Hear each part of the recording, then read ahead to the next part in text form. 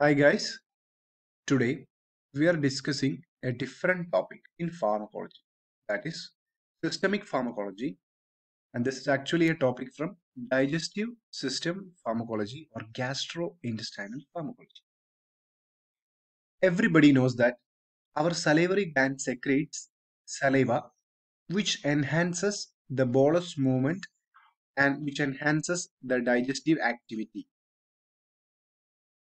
Animals also have salivary glands which produce saliva and they are innervated by several nerves of the nervous system.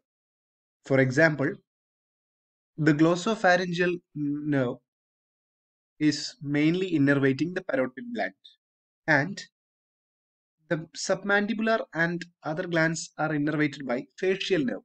So, they secrete neurotransmitters, and by the message from the neurotransmitters, the gland act according to it and produce more amount of saliva which can be watery in nature or which can be in scanty saliva in nature.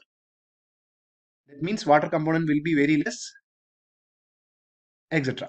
So today we are dealing a topic related with the parotid glands and their secretion.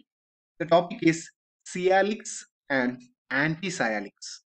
Sialics means the drugs which induce more amount of saliva and increase the liquidity of saliva.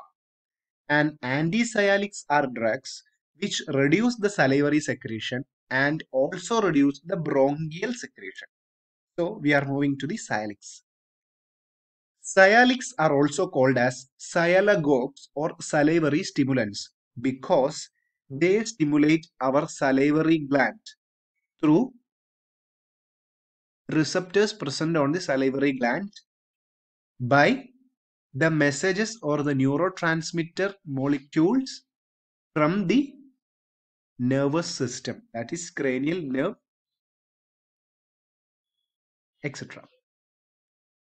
So they stimulate appetite and the digestibility of food, stimulate salivary secretion, and more amount of saliva will be coming from our parotid and submandibular glands and sublingual glands.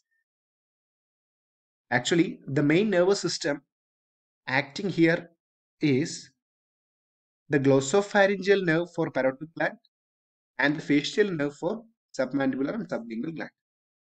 Actually, for the digestive system to work properly and have a proper digestive facilities, we need the cholinergic stimulation or the cholinergic system or the parasympathetic system to be working more properly for feed, breed, and digest.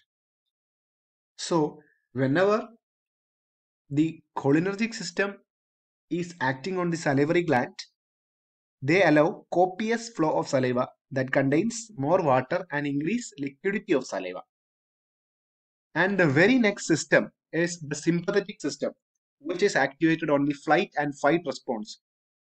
They produce scanty viscous saliva, that is, water content will be very less, and sometimes it can lead to dry mouth or xerostomia. We are familiar with this situation. Like whenever we are frightened or in a flight situation, we becomes dry mouth. That is, we don't have we don't have liquid saliva in our mouth. So little bit, it's like in flight response. Yeah. So we are mainly discussing two types of sialics. That will be direct and indirect salivary. So we can move first to the direct sialics. It is actually directly stimulating the salivary gland via the nerves, via the parasympathetic nerves, enhance the flow of and liquidity of saliva. The cholinergic system is the main salivary gland activator, carbachol being the main direct specific sialic which induce watery flow and increase the liquidity of saliva, and also physostigmine. And the ganglionic stimulants, that is nicotine. At first, it increases the salivary gland secretion, and then after the salivary gland secretion has increased, then it will produce a drop in salivary gland liquidity. Here we have seen sympathetic sialics. Actually, sympathetic system is not increasing the watery molecule, right? But sympathetic sialics actually it means that alpha adreno agonist receptors will be activated by sympathetic system. So it may produce what less water content solutions, less water content saliva. Now we move to the indirect or reflex acting sialics. Actually, they stimulate the taste buds, not the actual salivary gland, but also irritate the receptors on the taste bud so that it may induce copious flow of saliva. It is acting like many vegetable drugs, that is gentian, axonica, quassia, etc. Now we move to another topic, antisialics. This means which works against salivary gland secretion. That means they are salivary inhibitors.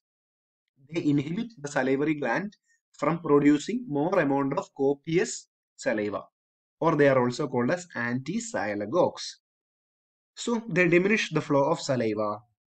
They diminish the flow of respiratory secretion and digestive secretion, etc. So the main therapeutic use of antisialics is whenever we are doing a mouth surgery, due to the many innervations, we may produce more amount of saliva, which is not good for proper mouth surgery or any dental surgery. So what we use? We use an anti-salivary drug so that salivary secretions will be very, very less, so that mouth surgery or dental surgery can be done easily. Next option is pre-anesthetic. That is, whenever we are doing anesthesia, if at all more respiratory secretions are coming in the respiratory system, it may decrease the area or the passage area of air. So we have to clear the secretions. So we are giving anti-secretory. Antisialics will be very useful. Now the third one is mercurial poisoning. Why antisialics is used in mercurial poisoning is a very good story and you can refer it online. Now the example of drugs used in antisialics or anti-salivary gland working agents. They are mainly anti-muscarinic system. You know that muscarinic system will be inducing salivary flow. So anti-muscarinic system will be decreasing salivary flow. Main drugs used are atropine, hyoscine and glycopyrronium. They cause dryness of mouth. They means that they produce scanty saliva. That means very, very waterless. Water will be very, very less in the saliva. They also reduce bronchial secretion and gastric secretion. Glycopyrronium is a very good choice of drug because they do not cross blood-brain barrier and they will not produce any CNS side effects. That's why glycopyrronium is used nowadays. Thank you.